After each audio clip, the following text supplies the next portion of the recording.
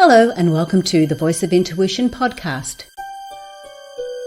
My name is Susan Jane, and I believe that trusting your intuition is the best way to live your life with meaning and purpose.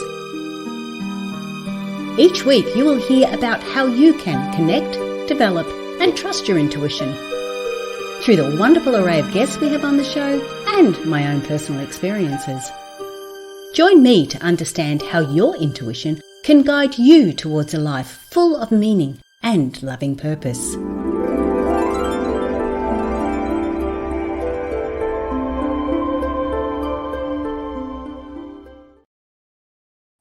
Hello, welcome to the Voice of Intuition podcast. My name is Susan Jane and I'm your host for the podcast. Now today we are talking to Blair Abee. Now Blair has 100,000 books out. No, well, actually, he hasn't quite got that many, but he has got a lot of books out, and it's all about meditation. Now, why is meditation so particular to Blair? Well, because of the situation and the circumstances that he went through, meditation was basically his savior. Meditation was the way he got through it. And we're going to talk all about meditation. But I want to get the understanding of why someone would turn to meditation, why somebody would follow this sort of path. There has to be some sort of reason behind it, because we don't normally just turn to a different way of life without some sort of catalyst. And yes, we know all about that, and we're going to talk all about that side of it too. So I want to bring onto the show Blair. Welcome, Blair. Susan, how are you? I'm so glad to be here. I've been looking forward to this. Oh, thank you. Yes, it's been a long time coming. I had a lot of people booked in, and so we've had to have this extended period of time, but yes. I'm really looking forward to it. Look, I was talking to you before we came on the show, before we started recording. And one of the things I do have not an issue with, but one of the things I wanted to go a bit deeper in is meditation. And the main reason is I have a lot of guests on the show, and a lot of them say, oh yes, I did this and I did some meditation, I did some this and did some that. And they seem to brush it off. And yet I know personally, meditation was a huge change, a huge catalyst in my life to change the way I was thinking and feeling and going along with that way. So I really do want to get into meditation. But before we go there, sorry to do this to you, but you have to talk a little bit about your life first. So a little bit about the basics of getting from point A to point B, and then we're going to talk about the experience. All right? Very good. Right. Well, it's over to you, Blair. How did you get from where you were to where you are now? A little bit of your background. Well, let me take you actually back to the beginning of my meditation practice. In 1972, I moved from North Carolina, which is on the east coast of the United States, to California and to the San Francisco Bay Area. Shortly thereafter, I began taking a yoga class at an ashram in downtown San Francisco. It was a fellow named Satchidananda, world known, and was one of the fellows who introduced Woodstock back during that time. And I did a yoga class at the ashram, and meditation was always part of the class. I've been doing yoga now and meditation for 45 years. I've continued the practice from the time that I began doing it all the way back more than 45 years ago. And it's been really valuable. Yoga keeps me limber and stretched out, and meditation and that type of meditation with that program was always really nice. However, my real breakthrough with meditation came a little more than 6 years ago, when I had moved to San Diego to take a large promotion with an organization as assistant state director. Unfortunately, I found myself in employee hell because my boss was, to be generous, a psychopath. She was abusing employees. She was mishandling funds. She was running the program into the ground. And she was talking about blaming me for all of that because it began to come to light that there was a problem. Well, all of those things were just unacceptable. And so what I decided to do was a whistleblowing and reported what was going on to the higher ups.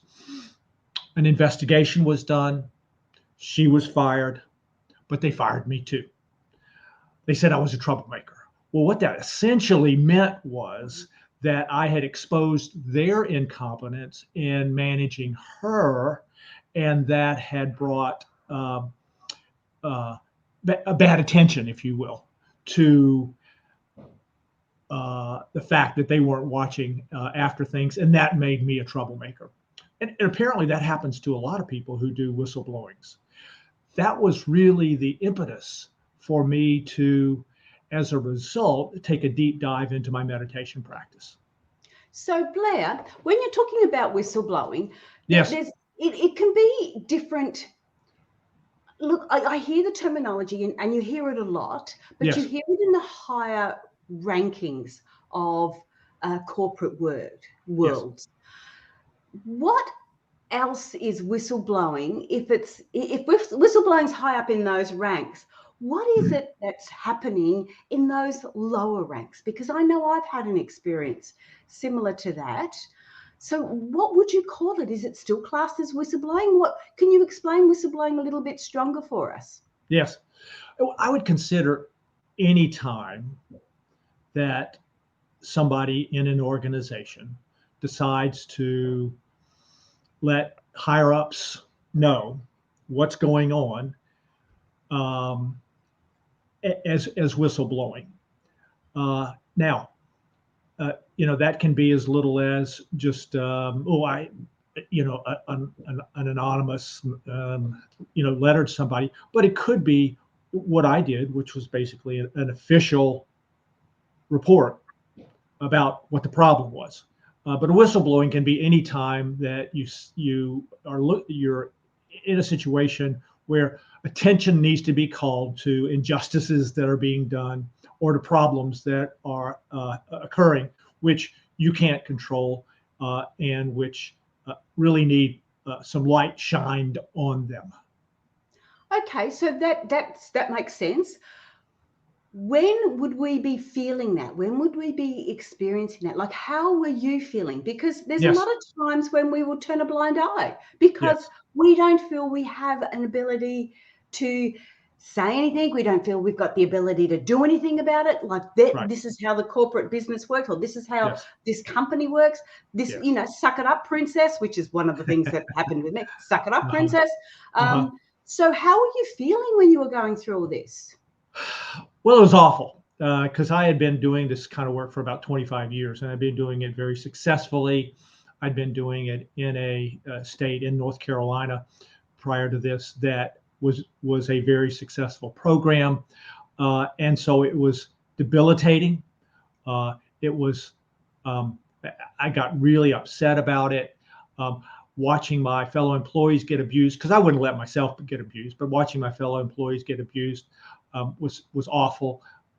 Watching the program just being run into the ground and not really being able to do anything about it, I just really felt helpless. And ultimately, I decided, I just can't put up with this anymore. I'm going to throw caution to the wind, and I'm going to let people know at higher levels what's going on, and hopefully there'll be a good outcome. Okay, so in that sort of context, were you aware that you could lose your job from this, or were you going, it needs to be said, and is there a possibility that I was going to lose my job, or did you have no feeling that that's what was going to happen? I was just really, I think, operating on trust that the right outcome would occur. And I thought the right outcome was an investigation and she would be dismissed. But I really didn't consider too much whether this was going to cost me my job or not, because I was in a situation at a junior college where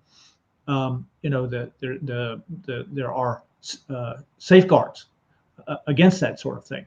But it turned out I was only a few weeks before I would have gotten full protection in doing what I did. And that's the thing that ended up exposing me then to being dismissed as well. Okay, that I understand. So if you were there a bit longer, you would have been more protected. Yes. But when these things are happening and they're against your morals, or you know that they're not right, it's Yes. really hard not to say anything. And I know in my situation, I was head of administration for a college, and I had my boss, and this was more of a moral thing. He was having an affair, and it was like in front of everybody. And Yes. I knew his wife and his young children. I didn't feel I had the right to do the whistleblowing. I didn't feel I had the right to judge whether what he was doing was right or wrong. But I couldn't stay there. I ended up getting another job. So I basically lost that one and ended up having to go right down to the bottom of the ladder again and start as a receptionist, which was really, really disappointing, that part, having to start like that. But it's again, when something goes against you and you're feeling it in every way in your body, and you're watching people that you know be abused in front of you, you've got to say something, don't you? I think so. I mean, I tried to do a number of things to bring some correction to what was going on, and nothing that I did turned out to be helpful. And it was definitely headed in the wrong direction. And the fact that she was beginning to make noises about blaming me for all the problems that occurred was really, I think, the last straw that led me to do the reporting of what was going on, again, to the higher ups. Yeah, no, you made it official, and once it's official, that's it. They have to respond then, don't they? That's right. Exactly. Yeah. Wow. So I understand that. That is a huge situation. So where we're up to now is that she's lost her job. Yes. You've also lost your job. So what Yes. did you do then?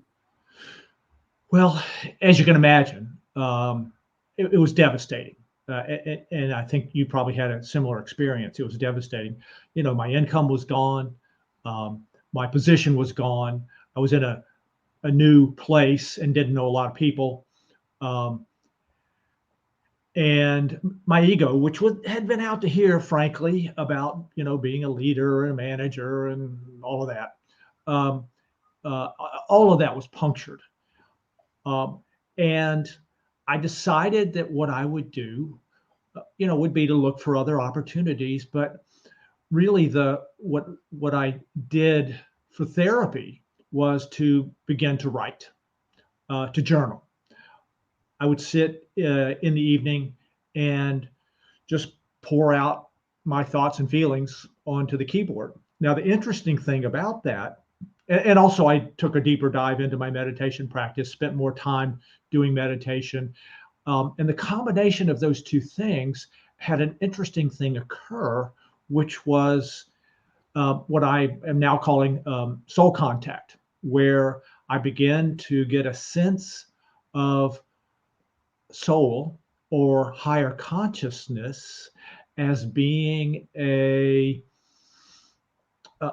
part of me, which I had really never accessed prior to that in any of the other explorations that I had done. There were times that I would sit at the keyboard and I would write, and I would begin to get a sense of spirit just kind of flowing through my fingers onto the keyboard and onto the screen. And there were times, frequently, where what was flowing onto the screen really wasn't my normal human mind generating the ideas, the concepts, and the material that I was pouring into this journal that I had started. And it began to be clear that what I was having was an experience of illumination. Okay, hang on a minute. Hang on a Yes. minute, Blair. Hang on. You're going too fast. I want to. Okay. Right. Okay. Okay. So, and look, it's really funny because I'm really relating to this because I know I've gone through it. Yes. So you have started journaling. Now, when people start talking about journaling, Yes. we normally talk about handwriting journaling, Yes. right? Yes. Yes. You're talking about keyboard journaling. And that's what I like because that's what I did as well. Yes. I didn't want to do the handwriting. I Right. started doing the keyboard writing and I Yeah. would just start typing. Right. And it started to all flow through too. Yeah. So that was your first big step, wasn't it? Like you were doing your meditation, Right. and we're going to talk a bit more about that. But one of those things was journaling and how important that is, because I see journaling, and I'll get your opinion on it, but Yes. I see journaling as an active meditation, not a passive meditation, but an active meditation. Yeah, I think that's true. Absolutely. And that's when I started writing my book because of all that. But all right, so you sorry, I'll go So it back. becomes, and you may have had the same experience. It becomes an active meditation when you begin to have an experience of higher consciousness, or when you begin to have an experience that expands your awareness, so that you have a sense that something else is happening besides that you're writing, but there is the spirit is involved, and that there's a movement that begins to happen, that's in a way kind of mind blowing. I mean, literally, blowing your three-dimensional mind. That can this possibly be happening? I mean, what is going on here? But it doesn't take very long to begin to trust that, because I could feel it was a part of me, but it's the higher consciousness part of me, or the soul consciousness of me, that I began to have contact with, and that began to flow through me and began to flow into the keyboard. That's exactly right. It is, and it's that feeling. It's really, really hard to explain. But you don't know. You know what you're doing, but you don't know what's coming out, what's happening, and you know that there's something else there that's guiding you. One of the things that reminds me of it, and the only way I can sort of get a visual of it, I don't know if you remember the movie Ghost, where she was working with the pottery, and he came in behind her and was moving her hands. That's almost what it felt like. It's kind of like that. Yes, exactly. Yeah. But the interesting thing is that it's a part of you which you've kind of always known was there, but which you had never invited in fully, and therefore it couldn't participate in my life. It couldn't. It was there. It was available. It's always available. It always wanted to be part of my life, but I had never opened up to it. I'd never allowed it to come in. And then once I opened up to it, it just flooded in. I mean, it's just, it was, and the development of the relationship with that part of myself has been an ongoing process now for the last 6 or 7 years. On a daily basis, I have contacts and conversations with that part of myself, which I call High C, kind of a nickname for my higher consciousness. And the development of that soul contact, and the development of that soul contact development, has been very interesting and illuminating, and again, human mind-blowing process. And it kind of got me beyond the chatter that my human mind has had a tendency to do. Yes. Now, before I go any further, if you want to connect with Blair, it is highcmeditation.com. So Yes. then the capital H-I, C. capital C, yeah. Yeah, meditation.com. So you can connect with him there, and he's got a lot in there. He's got these 6 books on there too. We're going to talk about soon. Okay, so I totally get that feeling. I totally get that understanding. Let's just go back a little bit. Okay. Because I want the listeners to know the step-by-steps to get to that point. Because I know I was already practicing meditation. Now, I wasn't doing it a heavy duty. It might have been a couple of times a week. When I first started doing meditation, I'm one of these people that if you're going to do it, hey, mate, do it. Just go and do it. So I did it, and I did it every day for, I started off 10 minutes, 15, went to 20. I would then go every day for an hour in the afternoon before the kids got home from school. So I set myself a time, I set myself a routine, and I started to follow that. But when this all happened, my experience happened, I was not practicing meditation anywhere near that. So I guess, but I did know how to do that. So I guess where I'd love to go now is step back, because you had already practiced meditation before the wheels fell off as well. Yes. Yeah. Can we just go through and what is some nice, easy, basic understandings of how we can start meditation, how we can start to go with that, how we can start to open up and allow us to be able to listen to that spirit coming through? I understand. Well, first of all, meditation really is not mysterious. It's not magical. And it's not hard to do. I mean, it's as easy as taking a breath in 2, out 4, and just sort of sinking into your heart, and having your mind stop chattering for a moment. I mean, it's as simple as that. Some people meditate by praying.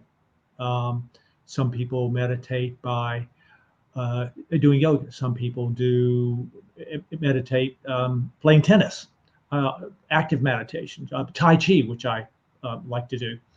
So there are all kinds of ways that you can learn to meditate, but it's really very simple.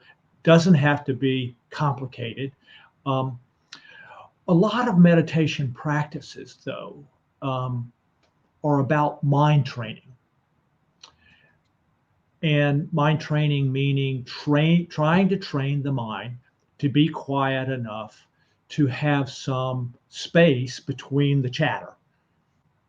And that can be hard, especially if you want to do meditation for extended periods of time, because your mind wants to come in there and wants to be in charge and so forth. So a lot of the meditation practices are the more formal meditation practices are more complicated and also are about mind training, which can be difficult and can take years to do. What I realized as a result of the work that I was doing in conjunction with my higher consciousness was that there is a more direct path to what I would call illumination, or an easier way to meditate, following a process which I called higher consciousness meditation. And higher consciousness meditation, it has about 3 or 4 steps to it. The first of which is to just say to yourself as you sit down in a chair or sit down on the floor and cross your legs, saying to yourself, peace, be still, and just taking a breath and begin to again sink into your heart. And then step 2 is to say, God, or I like to use the term the all, because God has so many different connotations. The all is, and just have it be an open-ended statement and allow God, Spirit, the all to fill in the space there that you allow for that part of yourself to communicate to you. And it will. Now, it can take a while. You might have to do it 10, 15, 20 times before you begin to sense that, oh, the all is omnipresence. I get that. I can feel that. Oh, I'm one with that. And so the acknowledgement is of the all, letting the all respond, show itself to you, and then responding with, oh, I'm one with that. Sure, of course. The third step is to do another open-ended statement, which is higher consciousness is, and an open-ended statement, or soul is, and an open-ended statement that allows soul then to respond. And the response might be your best friend. Higher consciousness is your partner in life. Higher consciousness has waited for lifetimes to develop a relationship with you. Higher consciousness is that part of yourself, which is the fifth dimensional part of yourself. So higher consciousness begins to fill in that blank and begins to reveal itself and begins to have a relationship with you. And followed it up with, I'm in one with that. Of course, that's a part of who I am and what I'm about. And then the next step is to say, I am an eternal being. All of us are eternal beings. We know that we are eternal beings. We know that this is not just what's going on, this human three-dimensional experience that we're having. So I am an eternal being, one with the all, one with higher consciousness. And then finishing up with illuminate, elevate, radiate. So you begin to get a sense of illumination. You begin to get a sense of elevation of your vibrational rate. You begin to get a sense of, yes, I am one with spirit. It's becoming more and more a part of who I am. And I radiate that out into my world and share that, knowing that it's going to have a positive impact. So it's just a very simple meditation process, but it has a couple of steps that are designed not to train the mind, but to open up to that higher part of ourselves, that higher consciousness part of ourselves that's wanting, to be involved in your life. I love that. Yes. And it makes it takes you on that little journey. So you're not trying to do the whole lot in one big fell swoop. You're Right. doing it bit by bit and you're building up your meditative strength. Correct. That's right. I think I've just made That's a good way of describing it. And the more you do it, the more you want to do it. The more you do it, the better you get at it. That's exactly what I found. The more I got to the stage where I couldn't go without it. It was part of my routine so strongly. Yes. And I loved it. And it's a great way to start the day. Mm-hmm. It's a great way to end the day. So I tend to do it twice a day, in the morning and in the evening. It's a great way to kind of get yourself ready to go to bed. It's a great way to help you go to sleep.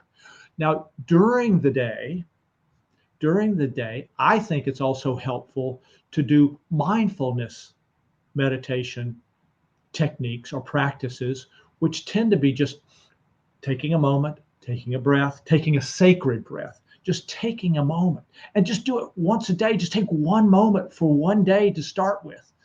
But again, saying peace, be still is a great mindfulness technique. I offer a bunch of different techniques in my mindfulness book, but there are sayings that you can say to yourself that remind you of who you are and take you out of your normal day-to-day, mind churning activity and put you into just a quick moment of being in the moment and just having an experience. And it's a good saying peace to yourself, peace be still, before you have to go give a big presentation, for example, is a great way to calm yourself down in a meeting that's boring. And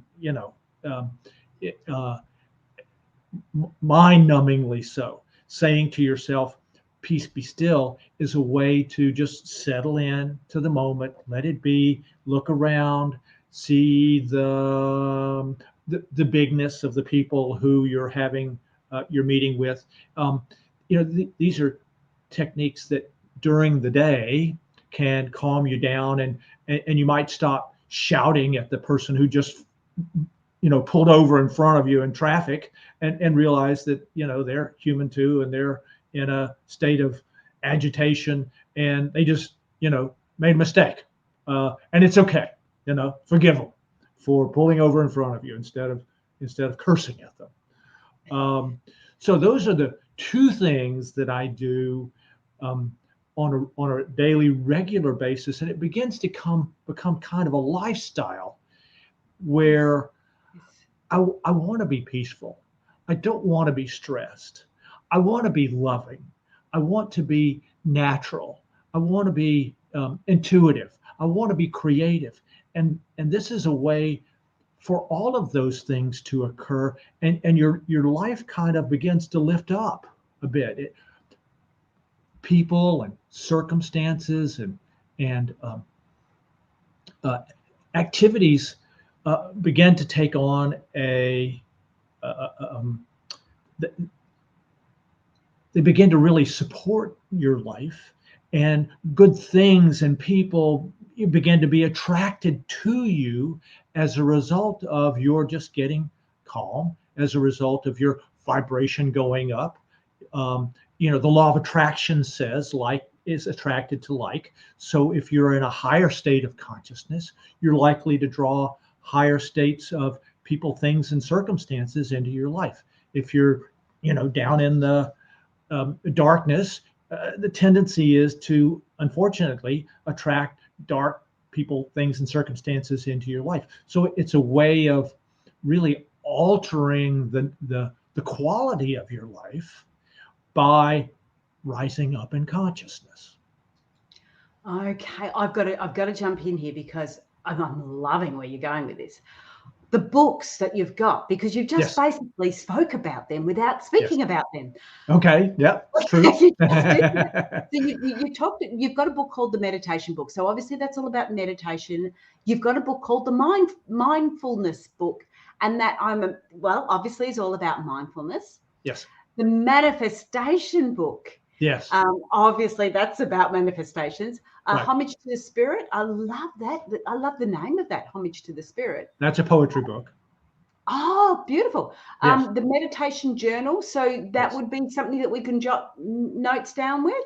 Or correct. And it's sort of it sort of gives guides and prompts and all that kind of stuff to once you get in doing meditation. I think it's good to write down what happens as you go, because over time what you see is your progress. You might not be able to see the progress difference between today and tomorrow, or even between today and next week, but if you journal your experiences and go back and look at it periodically, you can really see how much progress you've made in a week or a month, and certainly how much progress you've made in a year as a result of just making quick notes about your experiences and your progress, and even the days that you don't have any progress and that you hate what this and you don't want to do it, and all of that. It's all part of the learning and development of consciousness process. Yes. And again, it takes you further up to when you are doing journaling, if you do want to do it on the typewriter and the computer. On the computer, this is, you're starting that process then. Yes. Well, exactly. I really like that. And I remember for a little while there, I was writing down my dreams. But to write down your meditation in even dot form, like you said, it makes it real. It makes what you're seeing, what you're intuitively receiving, correct. It makes it concretes it to a certain degree. It does. It really does, because it's a way of, because what'll happen is you'll have the light bulb will go off about something. You'll have a realization about something. You'll understand something that you never understood before. You'll have experiences that are worth putting down on, either on paper or typing into your computer journal. And these are, I've been doing this now for a little over 6 years. I've got 700,000 words of ideas, understandings, realization. I mean, this is really where my books came from, was from just pouring out and letting spirit flow into the keyboard. And the next thing you know, I've got hundreds of thousands of words, and that's what became the real source of my books, was everything that I was writing on a journaling basis. Yeah, because I just love it. But there's one I didn't mention because I want to actually go into it a little bit deeper. Okay. But before I do this, I've got this little saying that I have, and it's like, to pray is to ask, to meditate is to receive, and to visualize is to create. I like that. And it's not necessarily praying, but more about asking. And Yes. One of the things I've done with my meditation practice too is, if I'm stuck with something, if I'm not sure where I'm going with it, I ask. Yes. And I ask before I go, can you give me some guidance on this? Oh, for goodness sake, help me with this. Sometimes Yes. I yell. Yeah. Sometimes right. I use swear words. And then the key, and I know you know this, the key is then listening. Yes. To the answer. Yes. Not just asking, or not Waiting just saying, yes. or even visualizing. I visualize a BMW appearing in my driveway tomorrow. I mean, okay. That's kind of silly. But asking, my manifestation book is just what you're talking about. And the manifestation process that I have is called the best possible outcome. And the way that works is I ask for the best possible outcome as it relates to my podcast session with Susan, pausing, getting a sense that spirit is moved a little bit, something's happened, okay. And then thanking spirit for its involvement in my life.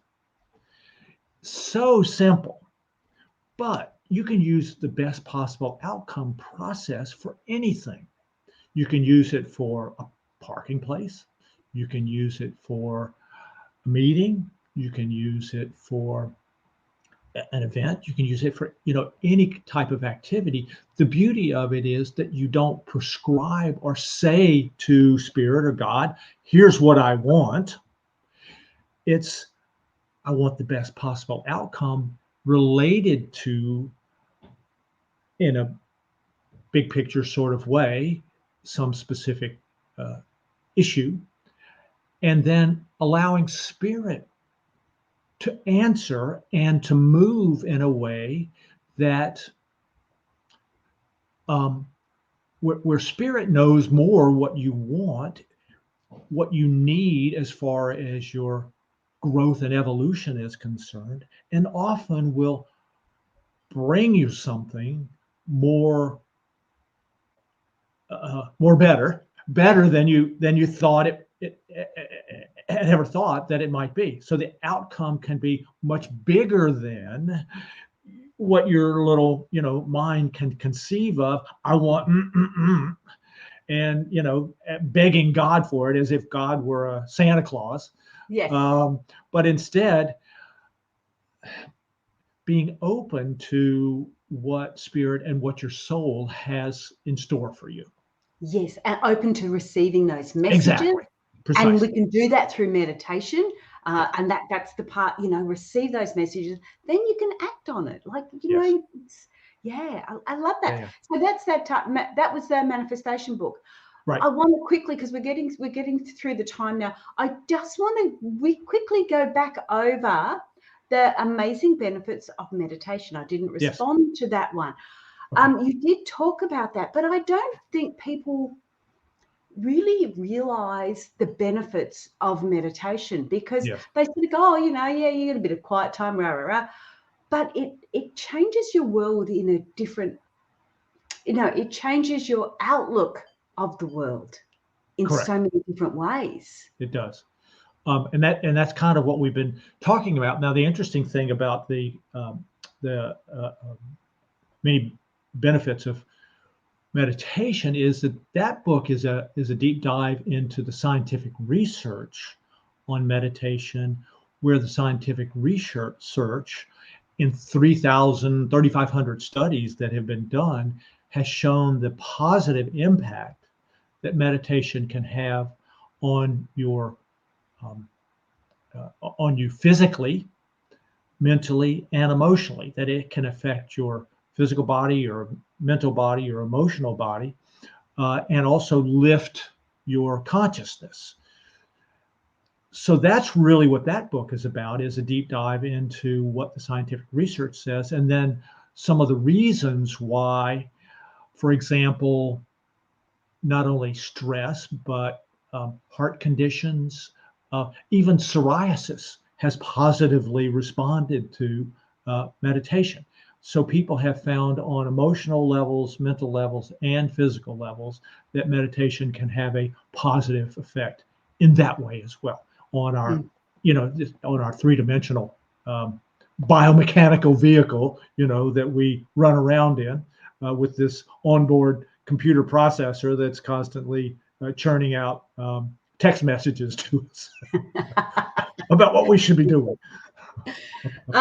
So, because we are getting a bit low now on time, I do want to let everyone know that they can get a free copy of Blair's The Mindfulness book. Yes. You can get that on the website too. So we've got a website going along the ticker tape, but I would suggest you go to the highcmeditation.com, because on there you will see all the books. See all the books, sample chapters, blogs. I do a blog post twice a month, and it's always kind of what's going on with me now and some of the realizations that I've had today about certain things. So that's also a way to kind of stay tuned, if you will. Yes.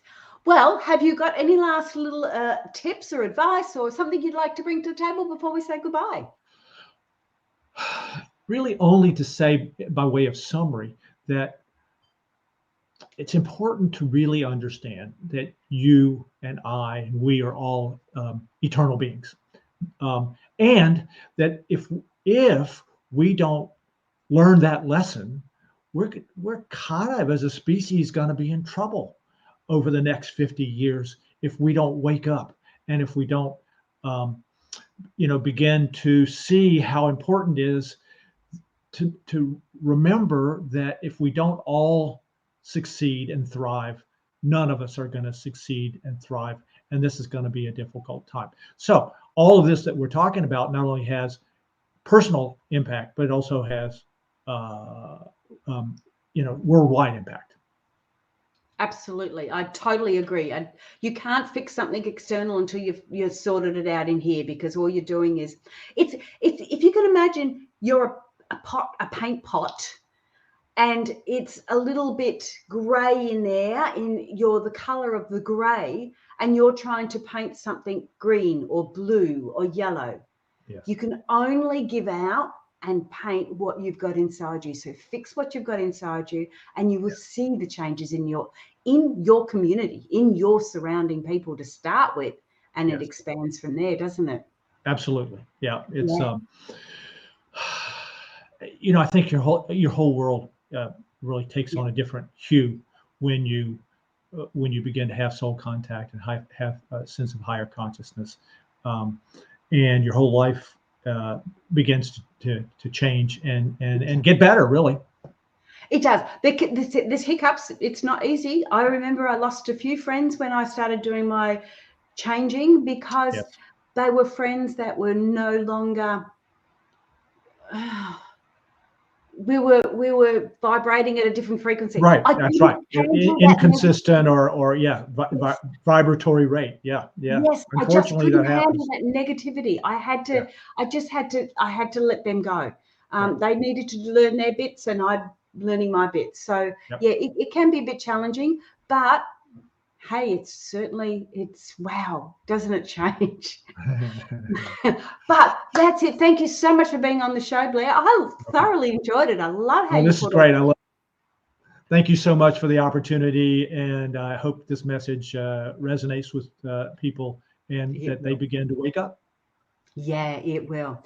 Stay there. I need to chat with you after this, but that is it. I've got to do this button. Hey guys, check out the website, highcmeditation.com, and you'll see all these books on there. They're just fascinating.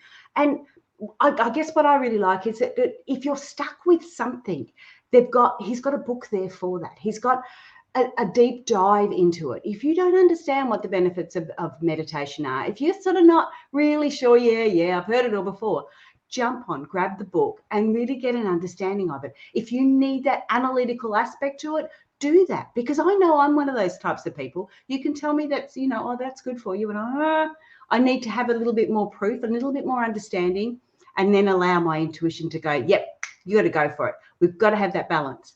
So jump on meditation.com. But that's it from me this week. Share, like, subscribe to the podcast, because we would love to see you back next week. And that's it from me today. All right. Bye for now.